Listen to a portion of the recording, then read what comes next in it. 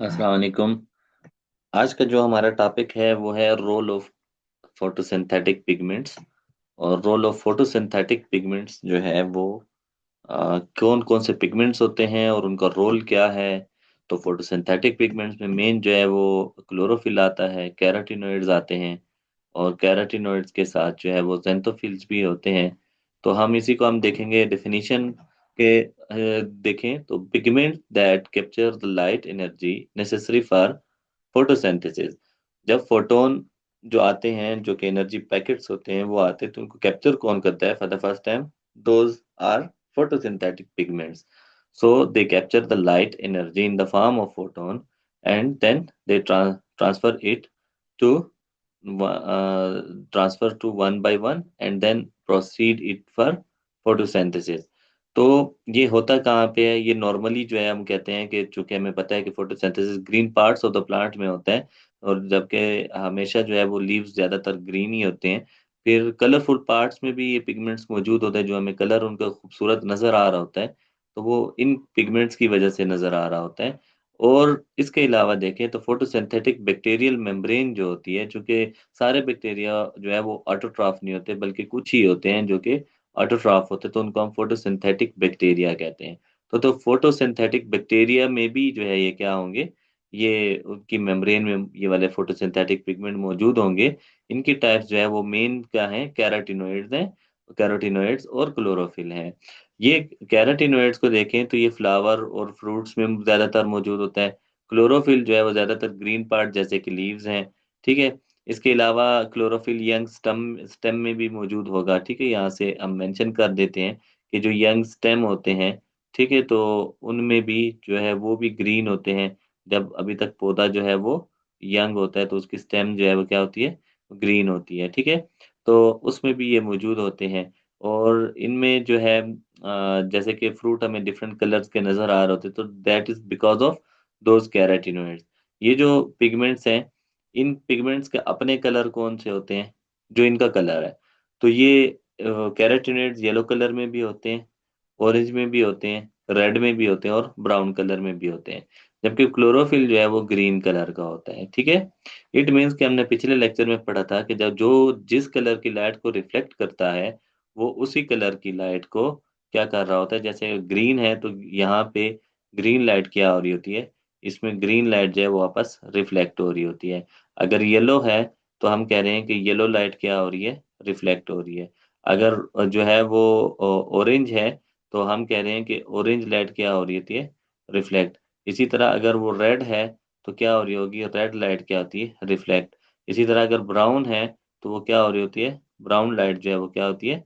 Reflect होती है। तो जो जो कलर हमें नजर आ रहा होता है, उसी कलर का जो है को वो हमें कैरोटीनॉइड पिगमेंट नजर आ रहा होता है। और वो जो पार्ट होता है प्लांट का, चाहे वो लीफ है, चाहे वो स्टेम है, चाहे वो फ्रूट है, चाहे वो फ्लावर है, चाहे वो कुछ भी है, तो वो हमें उसी कलर का फिर नजर आता है।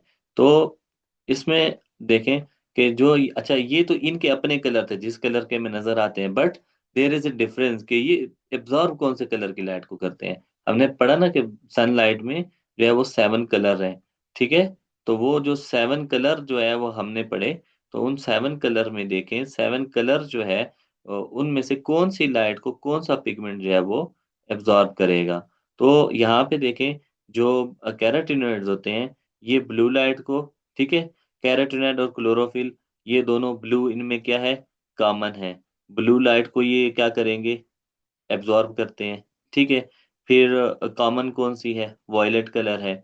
वॉयलेट कलर अगेन जो है ये क्या है? कॉमन है। ये वॉयलेट कलर को क्या करते हैं? वो एब्जॉर्ब करते हैं। ठीक है। तो ये दोनों लाइट्स क्या है? क्लोरोफिल और कैरोटीनॉइड में ये कॉमन है। अच्छा, फिर हम देखें जो वो होगा, रेड कलर है, तो जो ये हैं कैरोटीनॉइड्स हैं, ये रेड कलर को जो है वो क्या करते हैं? एब्जॉर्ब करते हैं। और ग्रीन कलर को भी एब्जॉर्ब करते हैं। जबकि हमने देखा था कि क्लोरोफिल ग्रीन कलर को क्या कर रहा है? रिफ्लेक्ट कर रहा है। बट समहाउ एक थोड़ी सी अमाउंट ग्रीन कलर की भी क्या करेगा? रिफ्लेक्ट करता है। ठीक है। वो सॉरी, एब्जॉर्ब करता है थोड़ी सी। और येलो कलर को भी थोड़ा सा एब्जॉर्ब करता है। इसके अलावा इसमें मुख्तलिफ कलर कौन सा है जिसको ये एब्जॉर्ब करता है? ऑरेंज कलर को क्या कर रहा होता है क्लोरोफिल? एब्जॉर्ब कर रहा होता है, ठीक है। तो नॉर्मली देखा जाए तो ये जो कैरोटिनॉइड्स हैं, ये ब्रॉड स्पेक्ट्रम है, ये ज्यादातर लाइट्स को क्या करते हैं, उन 7 लाइट में ज्यादा लाइट्स को क्या करते हैं, एब्जॉर्ब कर रहे होते हैं, और इनके कलर अपने भी ज्यादा होते हैं। जबकि जो क्लोरोफिल है, ये नैरो स्पेक्ट्रम है, ये थोड़ी सी लाइट्स को जो है वो क्या करता है, एब्जॉर्ब करता है। और जो है इसका अपना कलर भी सिर्फ एक ही है, ग्रीन है। तो ये हम क्या कहते हैं कि नैरो स्पेक्ट्रम है, ठीक है। तो इनकी जो टाइप्स हैं, जैसे कि अब फर्दर इनकी टाइप्स होती हैं कैरोटिनॉइड्स की। तो कैरोटिनॉइड्स की जो टाइप्स हैं वो दो हैं। एक है जिसको हम कहते हैं कैरोटीन्स, और दूसरी जो है वो क्या होगी, जेंथोफिल है, ठीक है। कैरोटीन और जेंथोफिल, ये दो किसकी टाइप्स हैं, ये कैरोटिनॉइड्स की टाइप्स हैं। जबकि क्लोरोफिल की जो टाइप्स हैं वो कौन सी हैं, उसमें क्लोरोफिल ए एंड बी है, जो कि प्लांट्स में मौजूद होता है। क्लोरोफिल सी एंड डी, जो कि एल्गी में मौजूद होता है। क्लोरोफिल ई एंड एफ, जो कि किस में मौजूद होता है, बैक्टीरिया में मौजूद होता है। सो होप सो कि अभी इनकी आपको टाइप्स भी क्लियर होंगी। ये बड़े इंपॉर्टेंट होता है ये एमसीक्यूज के एग्जामिनेशन के हवाले से, कि कौन सा प्लांट प्लांट में कौन कौन सा क्लोरोफिल मौजूद है, एल्गी में कौन सा मौजूद है, और बैक्टीरिया में कौन सा मौजूद है। So you need to remember this, कि what type of chlorophyll are present in different organism, okay. So ये जो है ये ऑटोट्रॉफिक ऑर्गेनिज्म है, chlorophyll A and b, c and d, e and f जो है ये मौजूद होता है। फिर फर्दर हम देखेंगे वो ए और बी में भी कुछ डिफरेंस है, और इनके स्ट्रक्चर में भी डिफरेंस है। हम आगे इसको डिटेल में देखते हैं। क्लियर, लेट्स सी के मूव नेक्स्ट। कैरोटीन्स और जेंथोफिल, फर्स्ट हम इन दो को डिस्कस करते हैं कि कैरोटीन्स क्या है और जेंथोफिल क्या है। कैरोटीन रेड कलर के होते हैं, जेंथोफिल येलो कलर के होते हैं, ठीक है। ये क्या है, जो कैरोटीन्स है ये हाइड्रोकार्बन्स है। जेंथोफिल क्या है, जेंथोफिल जो है वो जेंथोफिल जो है वो लिपिड्स होते हैं, ठीक है। और इनका जो जर्नल फार्मूला है, इसमें देखें कितने कार्बन है, 40। तो इसमें कितने कार्बन है, 40। इसमें कितने हाइड्रोजन है, 56। इसमें कितने ऑक्सी वो है, 56 हाइड्रोजन है, ठीक है। इसमें कितने ऑक्सीजन, इसके साथ क्या लगा हुआ है, ऑक्सीजन लगा हुआ है, ठीक है। ओके, अब हम इसमें जो है वो देखते हैं फर्दर, ये क्यों नहीं हट रहा। ओके, एग्जांपल्स देखें। हाँ, यहाँ पे अब जो है वो यहाँ पे देखें एग्जांपल्स हैं इसमें। देखें ये कैरोटीन्स, देखें ये टमाटर और ये लाल मिर्च है इसमें है, ठीक है। जबकि ये जो जेंथोफिल है, ये देखें ये किस किस में होते हैं, इसमें जो केमिकल्स होते हैं उसमें वो, सॉरी, इनकी जो जेंथोफिल की जो एग्जांपल्स हैं उनका नाम, जैसे कि हमने कहा कि ल्यूटीन में होते हैं, जिजेंथिन में होते हैं, ग्रीन वेजिटेबल और एग्स में बेसिकली ये मौजूद होते हैं, ठीक है। ग्रीन वेज जैसे ये मटर है और ये वाला ग्रीन सब्जियां जितनी भी है हमारी, ठीक है। तो उनमें जो है ये मौजूद होंगे, अंडे में मौजूद होते हैं, ठीक है। और फिर हमने देखा कि मोस्टली जो है बी कैरोटीन्स जो है वो किस में मौजूद होते हैं, रेड चिली और टमाटो में मौजूद होते हैं। इसमें अल्फा बीटा कैरोटीन्स में अल्फा बीटा डेल्टा गामा ये सारे मौजूद होते हैं, उसमें बी कैरोटीन्स मोस्ट कॉमन है। अच्छा, ये खजा में हमें जो पत्ते नजर आते हैं तो वो पीले पीले नजर आते हैं, तो किसकी वजह से, ल्यूटिन की वजह से नजर आते हैं। ल्यूटिन क्या है, एक जेंथोफिल है, खास किस्म है जेंथोफिल की, ठीक है। और कैरोटीन्स को देखें तो ये ह्यूमन इसको क्या कर सकते हैं, एब्जॉर्ब कर सकते हैं, ठीक है। जबकि जेंथोफिल को एब्जॉर्ब नहीं कर सकता। तो हमारा डाइजेस्टिव सिस्टम वो इसको क्या है, वो एब्जॉर्ब भी करता है और इसको डाइजेस्ट भी करता है, ठीक है। और डाइजेस्ट क्या करता है, इसको वाइटामिन क्यों डाइजेस्ट करता है, तो उससे क्या बनाता है, वाइटामिन ए बनाता है, ओके। तो वाइटामिन ए बनाने के लिए जो है ये इसको हाइड्रोकार्बन्स जो कि कैरोटीन है उनको क्या करता है, वो एब्जॉर्ब करता है, ठीक है। अच्छा, फिर इसके अलावा जेंथोफिल में देखें दोबारा से, तो जेंथोफिल जो है वो एलजी का कलर भी जो है वो ब्राउनिश जो होता है, वो ड्यू टू जो है वो क्या होता है, वो जेंथोफिल होता है, जिसको हम कहते हैं फ्यूकोजेंथीन, ठीक है। फ्यूकोजेंथीन की वजह, जिसमें ऑक्सीजन कितने होते हैं, 6 होते हैं। तो फ्यूकोजेंथीन जो है वो एक खास किस्म का जेंथोफिल है, जो कि एलजी को येलो कलर जो है वो प्रोवाइड कर रहा होता है। ये देखें ब्राउन एलजी जो है, ठीक है। तो ये इसमें ब्राउन या येलो एलजी, क्लियर। तो ये जो है वो ग्रीन पिगमेंट्स में हमने कहा था कि ग्रीन पिगमेंट हैं और कौन कौन से हैं, उसकी एब्जॉर्बेंस क्या है, उनके वो अपना कलर क्या है, कौन सी लाइट को एब्जॉर्ब करते हैं, ठीक है। और उनकी आगे टाइप्स क्या हैं, और वो कहाँ कहाँ पे किस किस ऑर्गेनिज्म में मौजूद होते हैं और उनका रोल क्या है, ठीक है, तो नॉर्मली ज़ैंथोफिल और कैरोटीन्स का हमने रोल देख लिया। अब हम क्लोरोफिल ए और बी को डिस्कस करते हैं। तो क्लोरोफिल ए और बी जो है उसमें देखें तो क्लोरोफिल ए जो है वो तमाम तमाम के तमाम जो है वो ऑर्गेनिज्म में होता है, सिर्फ बैक्टीरिया और फंजाई में नहीं होता, because fungi is a heterotroph. अगर हम इस फंजाई को यहाँ से निकाल ही लें तो बेहतर है। ठीक है, तो फंजाई को यहाँ पे लिखने की जरूरत नहीं है। ठीक है, तो ये बैक्टीरिया में नहीं होता क्योंकि फंजाई तो है ही हेट्रोट्रॉफ, तो उसमें कहाँ से जो है तो वो क्लोरोफिल आना है। तो जो है यहाँ पे क्या है, ऑटोट्रॉफ है। जो ऑटोट्रॉफ है यहाँ पे बैक्टीरिया से मुराद ये है कि फोटोसिंथेटिक बैक्टीरिया। ओके, तो फोटोसिंथेटिक बैक्टीरिया में हमने ऑलरेडी कहा था कि उसमें ई और एफ होता है। ठीक है, तो इसमें ए नहीं होगा। क्लोरोफिल बी भी तकरीबन तमाम ऑटोट्रॉफ में मौजूद होता है, बट स्टिल हम कहते हैं कि ये फोटोसिंथेटिक बैक्टीरिया में नहीं होगा क्योंकि वहाँ पे ई और एफ होता है। ब्राउन, ब्लू और रेड एल्गी में भी ये मौजूद नहीं होगा। ठीक है, क्योंकि वहाँ पे हमने कहा था कि सी एंड डी है और मौजूद होता है, तो इस वजह से वहाँ पे भी क्लोरोफिल भी मौजूद नहीं होगा। ठीक है, chlorophyll is a primary pigment जो कि मेन जो है फोटोसिंथेटिक एक्टिविटी यानी कि खुराक बनाने में काम आता है। ठीक है, मेन वो है, कंपोनेंट है। जबकि इसके साथ क्लोरोफिल भी जो है वो एसेसरी पिगमेंट है। ठीक है, तो ये क्या होगा, ये एसेसरी पिगमेंट है। अच्छा, इसमें यहाँ से मैं आपको बताता चलो कि जब लाइट आती है तो लाइट जो है वो सबसे पहले आती है कैराटिनोइड्स के पास। ठीक है, कैराटिनोइड्स के पास। कैराटिनोइड सबसे पहले कैप्चर करते हैं। कैप्चर करके वो किसको देते हैं, वो देते हैं क्लोरोफिल बी को देते हैं।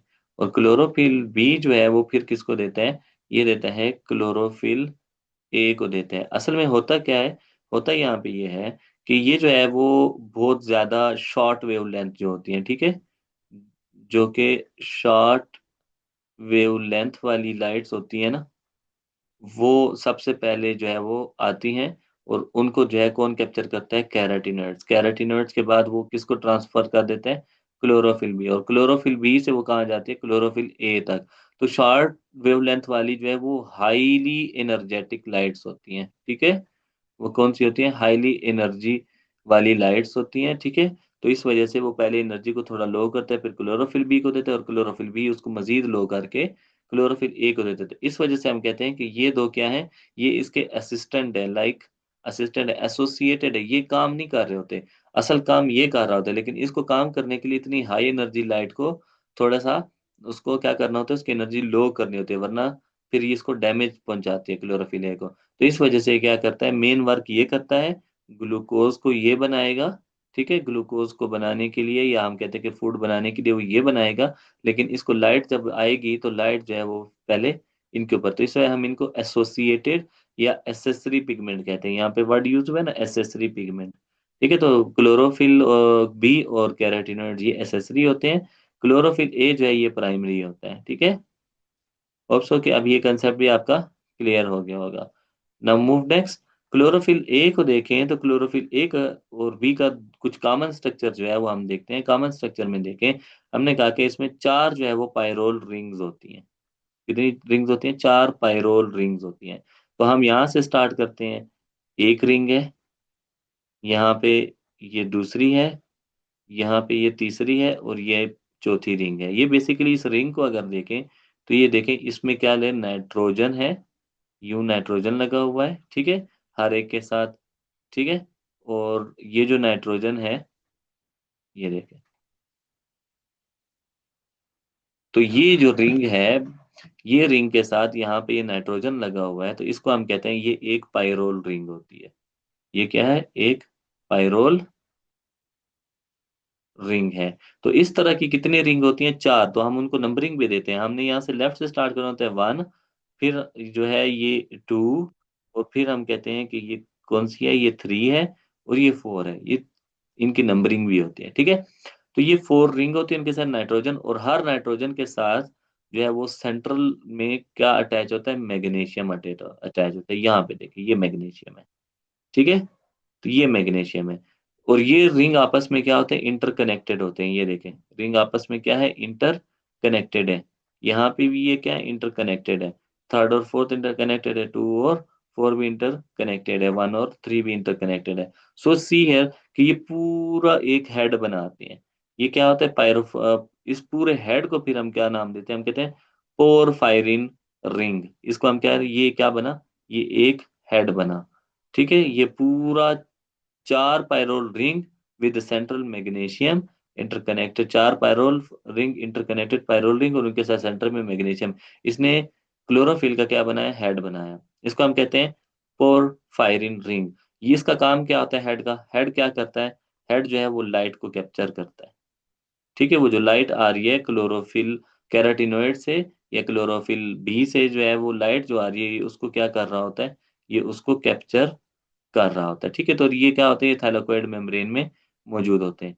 और फिर इसमें जो है वो एक ये फॉर एग्जाम्पल ये थाइलाकोइड मेम्ब्रेन है, तो इसमें जो है ये हेड जो है वो यहाँ पे मौजूद होता है, ये हेड होता है। ठीक है, फॉर एग्जाम्पल हम इसको किसी और कलर से यूं कर लेते हैं। ठीक है, तो ये क्या होगा, ये हेड होता है, ये ले। ठीक है, ये हेड है। इस हेड के साथ जो है इसकी एक टेल होती है, ठीक है, जो कि एंकोर्ड होती है। ठीक है, धंसी हुई होती है। उसने इसको किस में धंसा हुआ होता है, ये जो टेल है इसकी, ये क्या होगी, ये इस थाइलाकोइड मेम्ब्रेन में इसको धंसा हुआ होता है। ठीक है, ताकि ये लाइट कैप्चर करे, और टेल जो है वो फिर अंदर इसको पकड़े रखती है। ठीक है, तो ये जो टेल है, ये टेल देखें, ये टेल होती है। ठीक है, ये बेसिकली होता है कि अल्काइल कार्बन होती है, हाइड्रोकार्बन टेल होती है, ये टेल है। ये देख रहे हैं आप, ये सारी क्या होती है, टेल होती है। और ये टेल जो है यहाँ पे देखें, ये देखें कनेक्टेड होती है विद दिस थर्ड रिंग। ठीक है, पहली टेल किसके साथ कनेक्टेड है, इस थर्ड के साथ। तो यहाँ पे हम C2H4, ठीक है, ये देखें, ये एक कार्बन, ये दूसरा कार्बन, ये तीसरा कार्बन। ठीक है, तो हम इसको C3H4O कह सकते हैं। ठीक है, तो इस तरह से ये इसका क्या है, ये इसके साथ अटैच है। सेकंड यहाँ पे देखें, फोर्थ रिंग भी जो है वो यहाँ पे क्या होती है, ये फिर जो यहाँ पे ये अटैच होती है। ठीक है, तो ये फिर यहाँ पे क्या होगी, ये अटैच होती है। ठीक है, तो ये छोटी शॉर्ट टेल होती है, और ये क्या होती है, लॉन्ग टेल होती है, जिसके हाइड्रोकार्बन। तो ये टेल है। तो ये टेल जो है वो क्या कहते हैं, कंजुगेटेड डबल बॉन्ड। ठीक है, delocalise the electron the light absorption. ठीक है, ये जो फोर्थ वाली है, ये क्या करती है, ये कंजुगेट करती है डबल बॉन्ड्स को। और ये देखिए, ये जो डबल बॉन्ड्स हैं, इनको कंजुगेट कर रही होती है, और डीलोकलाइज करती है इलेक्ट्रॉन को। इलेक्ट्रॉन जब आते हैं यहाँ पे, हम प्रोसेस पढ़ेंगे उसमें हमें इजीली समझ आएगी। तो लाइट एब्जॉर्प्शन को वो बेसिकली क्या कर रही होती है, उसमें इलेक्ट्रॉन को मैनेज कर रही थी। अच्छा, ये तो हो गया एक जनरल स्ट्रक्चर क्लोरोफिल ए और बी का के, जिसमें हमने कहा कि पायरोल, चार pyrrole ring with central magnesium form a head that is called porphyrin ring, and that head captures the light, while a tail on the lower side at the third and the fourth pyrrole ring, जो कि basically क्या होती है, hydrocarbon tell होती है, और वो एंकोर्ड होती है इनटू, धंसी हुई होती है। ठीक है, धंसी हुई होती है इनटू थाइलाकोइड मेम्ब्रेन। तो अब यहाँ पे क्लोरोफिल ए और बी का डिफरेंस क्या था, there is only difference of chlorophyll A and B. You can see here in structure as well, कि हम क्या कहते हैं कि इनमें इनमें सबसे पहले पहले चलो इसका फार्मूला पढ़ लेते हैं। इसका फार्मूले में देखें कि ये क्या होता है, क्लोरोफिल ए जो है वो क्या है, इसमें कितने कार्बन है, 55। इसमें कितने कार्बन है क्लोरोफिल में, 55। हाइड्रोजन कितने हैं क्लोरोफिल ए में, 72। क्लोरोफिल बी में कितने हैं, 70, दो माइनस हो गए। ऑक्सीजन कितने हैं, 5। यहाँ पे एक ऑक्सीजन क्या हो गया, ज्यादा हो गया, क्लोरोफिल बी में 6। एन कितने हैं, 4 है। यहाँ पे कितने हैं, 4। मैग्नीशियम कितना है, 1। यहाँ पे मैग्नीशियम 1 है। So you can see here, ये मॉलिक्यूलर फार्मूला है इनका। ठीक है, तो इसमें मिथाइल ग्रुप होता है क्लोरोफिल ए में, इसमें क्या होता है, एल्डिहाइड ग्रुप होता है, CH3। अब ये कंसेप्ट है, ये कंसेप्ट है, और ये बहुत इंपॉर्टेंट कंसेप्ट है। Now you can see here the methyl group, अगर मिथाइल ग्रुप लगा हुआ है on the second pyrrole ring, on the second pyrrole ring, if there is a methyl group, then we will call it a chlorophyll A. If it is an aldo group, aldehyde group है, तो फिर हम इसको क्या कहेंगे, chlorophyll B कहेंगे। Okay, so this is the big difference, the main difference in the chlorophyll A and B. ठीक है, okay. Now structure of the chlorophyll में हमने देखा कि चार पायरोल रिंग है, एक फाइटोल टेल है, इसको हम फाइटोल टेल भी कहते हैं, हाइड्रोकार्बन टेल है या फाइटोल टेल हम कहते हैं। जो हेड होता है that is hydrophilic, always we see. हमने वो पढ़े थे, फास्फोलिपिड्स पढ़े थे, तो फास्फोलिपिड में भी इसी तरह था कि उनमें जो है वो हाइड्रोफिलिक हेड होता है, और जो है वो हाइड्रोफोबिक टेल होती है। द सेम हेयर, ये भी एक लिपिड की एक टाइप होती है। तो हम भी यही कहते हैं कि ये क्या है, ये इनमें जो है वो फोर पाइलोड रिंग जो कि प्रोफायरिन हेड बना रहे होते हैं वो हाइड्रोफिलिक होता है, और टेल जो है वो हाइड्रोफोबिक होती है। ठीक है। और इसमें मैग्नीशियम जो है वो सेंटर में चार होते हैं, चार आइसोप्रीनोइड यूनिट्स मिले होते हैं, प्रोफायरिन रिंग्स जो हैं वो बना रहे होते हैं, जो कि बेसिकली इनको क्या बनाते हैं, इनसोल्युबल बनाते हैं। ठीक है। और ये क्या करते हैं, एब्जॉर्ब करते हैं लाइट को। ठीक है, हमने पहले ही कहा कि हेड क्या करता है, वो कैप्चर करता है, एब्जॉर्ब करता है लाइट को, और टेल क्या करती है, वो एनकोर करती है थाइलाकोइड मेम्ब्रेन को। So it's all about the structure of the chlorophyll, and the difference between chlorophyll A and B, and all that, कि हमने कहा कि उसमें जो है वो चार पायरोल रिंग्स हैं, और वो जो है वो किस तरह से आपस में मिल के क्या बना रही हैं, वो एक प्रोफायरिन बड़ा सा हेड बना रही हैं। ठीक है। तो और वो उनके क्या क्या काम कर रहे हैं, ठीक है, सारा हमने देखा। तो ये बहुत इंपॉर्टेंट टॉपिक है, शॉर्ट क्वेश्चंस में भी आता है, समटाइम लॉन्ग, उसमें आपको एमसीक्यूज इसके अच्छे खासे आते हैं, तो एमसीक्यूज की वजह से हमें इसको याद रखना चाहिए। अच्छा, अब अरेंजमेंट ऑफ पिगमेंट्स क्या होते हैं, चूंकि हमने सारे पिगमेंट पढ़ लिए, कैरोटिनॉइड्स, कैरोटीन्स, उसमें जो है वो जेंथोफिल, और फिर हमने क्लोरोफिल ए एंड बी पढ़ा। तो नफसी के वो अरेंजमेंट ऑफ पिगमेंट है, तो उससे पहले हमें थोड़ा सा एक चीज को डिफरेंशिएट करना चाहिए, जो कि शॉर्ट क्वेश्चन हमेशा आता है या एमसीक्यूज आता है। तो एक होता है एक्शन स्पेक्ट्रम, और दूसरा होता है एब्जॉर्प्शन स्पेक्ट्रम होता है। ठीक है। तो इसमें जो है वो बेसिकली हम देखते हैं यहाँ पे कि ये है स्पेक्ट्रम। स्पेक्ट्रम कहते हैं ग्राफ को। ठीक है। ये जो एब्जॉर्प्शन, ये जो स्पेक्ट्रम लिखा हुआ है, ये इसका स्पेक्ट्रम है, असल में वो उधर टाइपिंग की वजह से गया हुआ है। ठीक है। तो ये स्पेक्ट्रम को हम यहाँ पे लिख देते हैं। ठीक है, वो दो दफा स्पेक्ट्रम नहीं है। ठीक है। तो ये स्पेक्ट्रम, स्पेक्ट्रम हम बेसिकली किसको कहते हैं, हम कहते हैं ग्राफ को। कि किसी भी चीज का जब ग्राफ जो है वो, हम पिछले लेक्चर आपने देखा था कि उसमें हमने बहुत सारे ग्राफ देखे थे, कि वो क्या बता रहे थे कि एक लाइट है वो ग्रीन ब्लू कलर की है, वो यूं आ रही है, दूसरी जो है वो शॉर्ट वेव लेंथ इधर आ रही है, तीसरी वो उससे लॉन्ग वेव लेंथ है वो इधर आ रही है, चौथी इधर आ रही है। सो कंप्यूटर बेस्ड जो ग्राफ होता है उसको हम फिर क्या कहते हैं, स्पेक्ट्रम कहते हैं। एक एक्शन स्पेक्ट्रम है। अब एक्शन और एब्जॉर्प्शन का क्या मतलब है, नाम से ही जा रहे हैं, ये एक्शन है ना, तो ये क्या बताता है, ये बताता है कि कौन सी लाइट कितनी इफेक्टिव है, कौन सी लाइट इफेक्टिव है। जैसे कि अगर फोटोसिंथेसिस के पॉइंट ऑफ व्यू से देखें, so there is red light, जो कि रेड लाइट क्या है, ये फोटोसिंथेसिस के लिए मोर इफेक्टिव होती है। ये एमसीक्यूज आता है, बहुत इंपॉर्टेंट एमसीक्यूज आता है।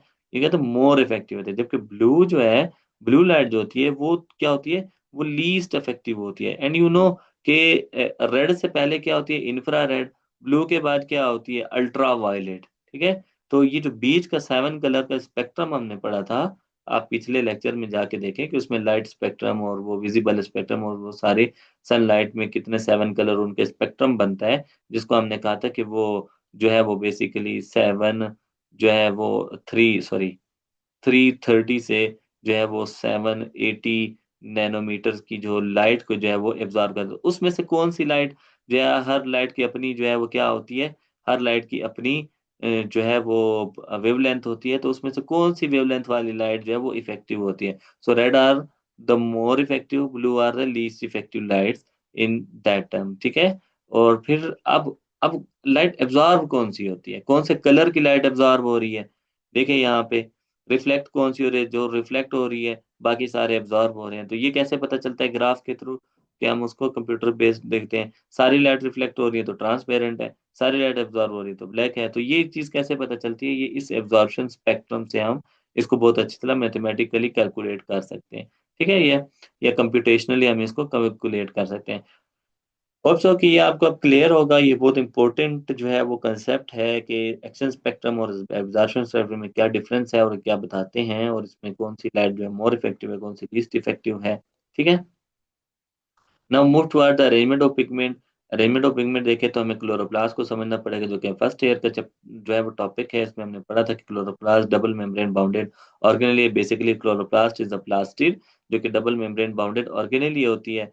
और इसमें जो है वो इसकी एक आउटर मेम्ब्रेन होती है, एक इसमें इनर मेम्ब्रेन है, एक इसमें जो है वो ग्रेना होता है। ग्रेना वो स्टैक ऑफ जो है वो थैलाकोइड, वो जो थैलाकोइड हैं, डिस्क हैं वो, ठीक है, उनका स्टैक होता है। और इसमें इनको आपस में इंटरकनेक्ट करने वाले ये देखें, इनको हम इंटर जो है वो इंटरकनेक्ट जो कर रहे हैं इनको, तो इंटरग्रेना भी कहते हैं, या इनको हम लामिला भी कहते हैं, ठीक है, इंटरग्रेना या लामिला। फिर हम इसका जो ग्राउंड सरफेस है उसको हमने स्ट्रोमा कहा, ठीक है। तो ये ओवरऑल स्ट्रक्चर था किसका, क्लोरोप्लास्ट का, ठीक है। तो अब हमें समझ आ गई है कि अब हम बहुत इजीली क्या समझ सकते हैं, हम इजीली जो है वो समझ देंगे कि अरेंजमेंट ऑफ पिगमेंट जो है वो किस तरह हुई हुई है इन क्लोरोप्लास्ट। तो बेसिकली ये जो अरेंजमेंट ऑफ पिगमेंट है ये किस में होती है, ये यहाँ पे हम थोड़े से ड्रा कर लेते हैं कि थाइलाकोइड मेम्ब्रेन में होती है, किस में होती है, थाइलाकोइड मेम्ब्रेन में। ये पिगमेंट जो है वो इस तरह से करके मौजूद होते हैं, हर कलर के पिगमेंट इसमें जो है वो इस तरह से क्या होंगे, वो यहाँ पे मौजूद होंगे, ठीक है। तो वो इस तरह से ये थैलाकोइड मेम्ब्रेन होती है और इसमें ये सारे पिगमेंट्स ऐसे करके मौजूद होते हैं, ठीक है।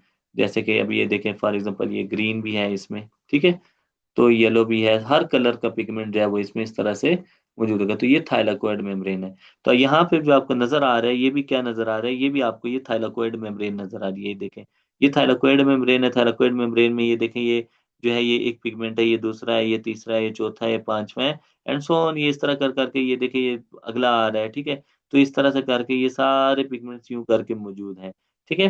तो इसमें जो है कुछ प्राइमरी एक्सेसरी होंगे, कुछ जो है वो एक्सेसरी पिगमेंट भी होंगे, कुछ प्राइमरी भी होंगे। थाइलाकोइड है, थाइलाकोइड मैंने बताया ये फोटो सिस्टम है। Now the arrangement of photo system, the arrangement of pigment is called the structure, जो sorry the arrangement of the pigment is called photo system. और ये फोटो सिस्टम दो तरह के होते हैं, एक वो होता है जो 680 की लाइट को एब्जॉर्ब करता है, और एक वो होता है जो कभी 700 यानी कि वो 700 की लाइट की वेवलेंथ वालों को एब्जॉर्ब करता है। Now see the difference between photo system A and photo system 2 and 1। हम पहले 2 को लिखते हैं, क्यों, क्योंकि ये जो है ये डिस्कवर हुआ था पहले, ठीक है। जो फोटो सिस्टम 2 है ना, ये डिस्कवर हुआ था पहले। फॉर एग्जांपल ये मेम्ब्रेन है, यहाँ पे जो है ये ये फोटो सिस्टम 2 है, ठीक है, P2। ये डिस्कवर पहले हुआ। अच्छा, इसको जब इन्होंने डिस्कवर कर लिया, इन्होंने कहा कि ये काम करता है, ये करता है, वो करता है, साइंटिस्ट ने कहा। बाद में कुछ अरसा बाद जो है वो बेसिकली से यहाँ पे सॉरी, ये फोटो सिस्टम 2 है, ये बाद में ये काम जो है वो बाद में करता है, जबकि जो है वो बेसिकली यहाँ पे देखें ये जो है ये फोटो सिस्टम 2 जो है वो यहाँ पे होगा, फोटो सिस्टम 2 जो है वो यहाँ पे होगा, ठीक है। जबकि यहाँ पे देखिए ये क्या होगा, ये मैं आपको दोबारा रिपीट करता हूँ, ये this is a photo system 1। ये जो है ये फोटो सिस्टम 1 है, ये जो है ये फोटो सिस्टम 2 है। अब हुआ क्या था, जो फोटो सिस्टम 2 है ये बाद में डिस्कवर हुआ, ठीक है। सब ने पहले इस वाले को डिस्कवर कर लिया कि ये तो ये काम कर रहा है, इसमें से लाइट आ रही है, ये आ रहा है, इलेक्ट्रॉन आ रहे हैं। तो अब असल में हुआ क्या कि जो इलेक्ट्रॉन यहाँ से आ रहे थे, इसके पास जो इलेक्ट्रॉन आ रहे थे, तो इन्होंने सोचा कि ये इलेक्ट्रॉन कहाँ से आ रहे हैं, ये क्वेश्चन था। अब ये क्वेश्चन जो है वो इलेक्ट्रॉन कहाँ से आ रहे थे कोई पता नहीं था। अब इलेक्ट्रॉन जो है वो कैसे आ रहे थे, तो फिर इन्होंने बाद में देखा कि इलेक्ट्रॉन तो पीछे कहीं से आ रहे, तो पीछे कहाँ से आ रहे हैं। तो तब इन्होंने क्या किया, इन्होंने यहाँ पे ये डिस्कवर किया कि यहाँ पे एक और जो है फोटो सिस्टम यहाँ पे भी मौजूद है। तो तब इनको पता चला कि यहाँ पे, लेकिन ये क्या कर रहा है, ये लाइट को कैप्चर पहले कौन कर रहा है, उन्होंने कहा कि ये कर रहा है, यहाँ से इलेक्ट्रॉन निकल रहे हैं और इसके पास आ रहे हैं।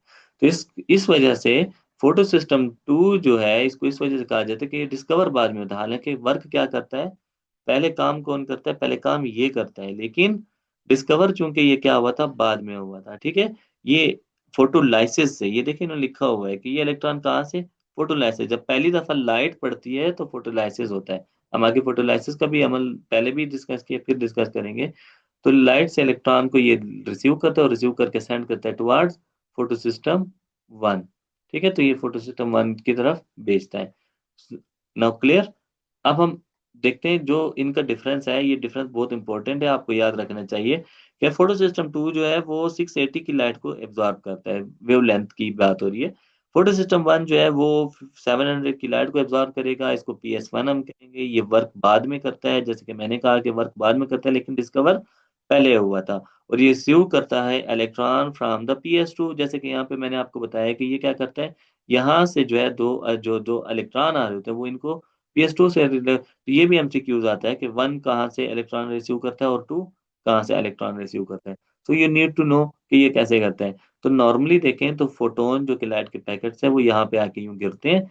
ये पिगमेंट्स हैं, ये सारे जो है वो एसेसरी पिगमेंट्स है, ग्रीन में आपको नजर आ रहे हैं। और फिर जो है ये जो आपको नजर आ रहा है, this is a reaction centre. ठीक है, ये क्या है, ये रिएक्शन सेंटर है, ये देखिए reaction centre of the chlorophyll है। यहाँ पे क्लोरोफिल ए यहाँ पे मौजूद होता है, ये सारा इसमें कैरोटीनॉइड, जेंथोफिल और क्लोरोफिल बी जो है वो यहाँ पे मौजूद होंगे। ये जो डार्क ग्रीन है इसमें क्लोरोफिल ए मौजूद होता है। ये क्लोरोफिल ए फिर इलेक्ट्रॉन को ट्रांसपोर्ट करता है, प्राइमरी इलेक्ट्रॉन एक्सेप्टर के पास भेज देता है। सो दिस इज लाइक कि ये क्या है, ये जो है वो फोटो सिस्टम जो है, इसको हम कह देते हैं कि ये फोटो सिस्टम टू है। ओके।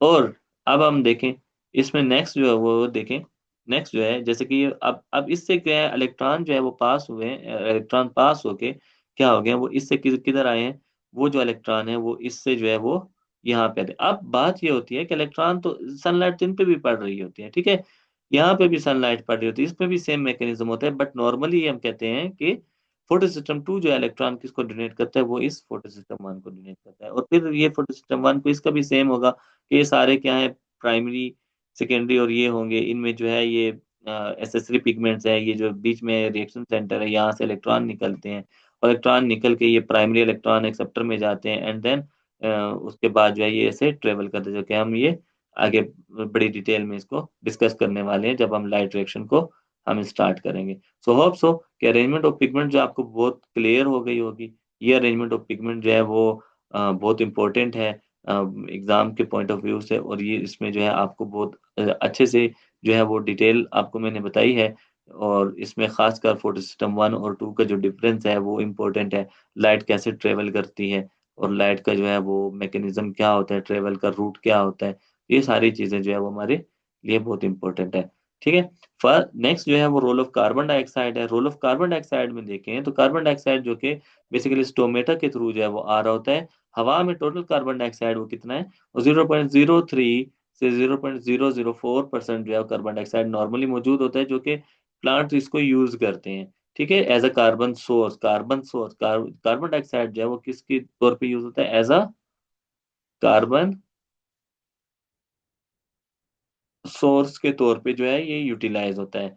नाउ सी कि वाटर, अगर एक्वेटिक प्लांट है तो वो कौन सा कार्बन यूज करेंगे, वो डिजोल्व कार्बन डाइऑक्साइड यूज करेंगे या फिर वो कार्बोनेट को यूज करेंगे। ओके, सो ये this is the most important thing to remember, that dissolved carbon dioxide and carbonate is used by the aquatic plants as a carbon source, while from the air from the atmosphere जो है वो carbon terrestrial जो plant है वो क्या करते हैं, वो जो लैंड प्लांट हम जिनको कहते हैं वो स्टोमेटा के थ्रू कार्बन डाइऑक्साइड को इनटेक करते हैं, और इनटेक करके वो क्या करते हैं, वो इसको यूटिलाइज करते हैं। ओके, तो स्टोमेटा ओपन होता है और क्या करता है, वो डिटरमिन करता है कि कार्बन डाइऑक्साइड की एंट्री जो है वो पॉसिबल हो गई है।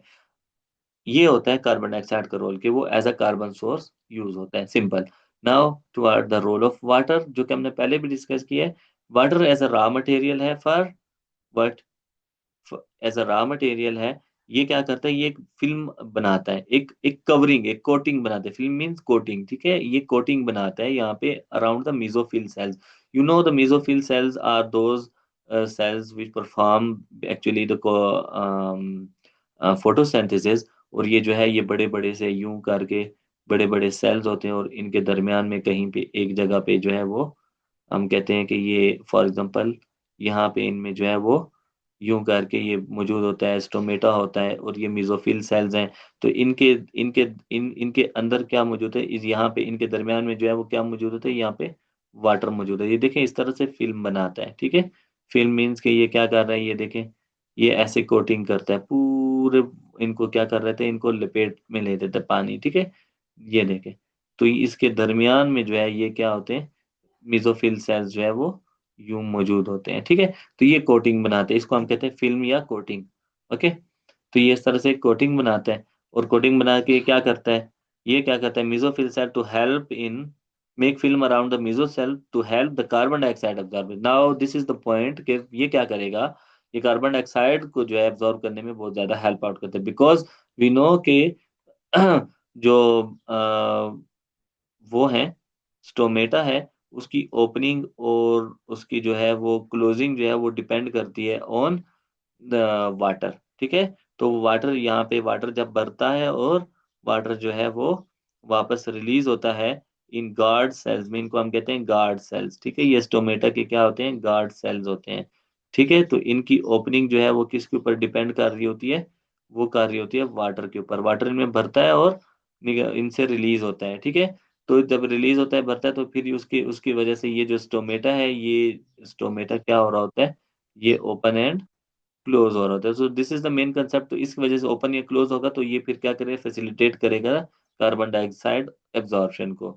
So this is the main point, जो कि एक बहुत कंसेप्ट है, आपको जो है वो याद रखना चाहिए।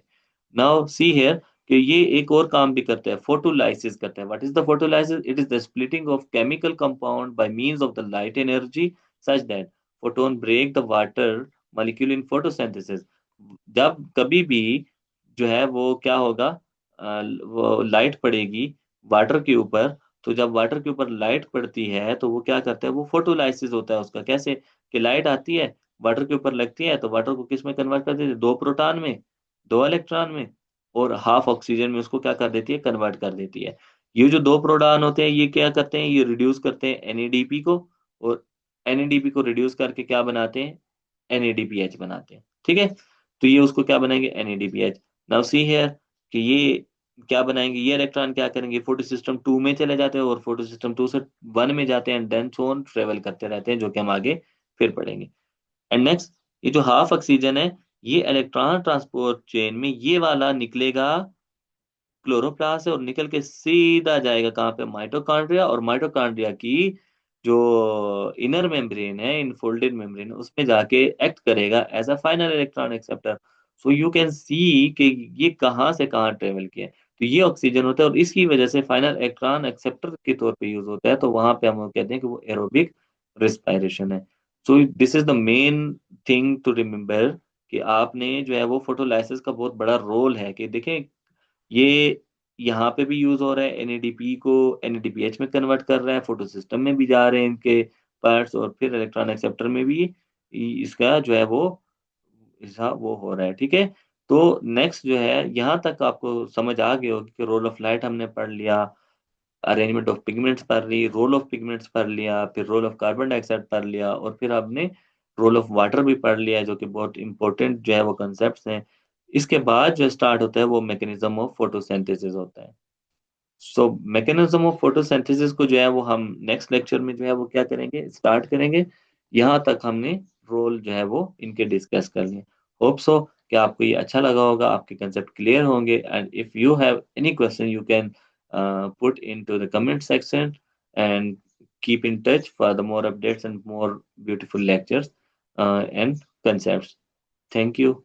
Allah Hafiz.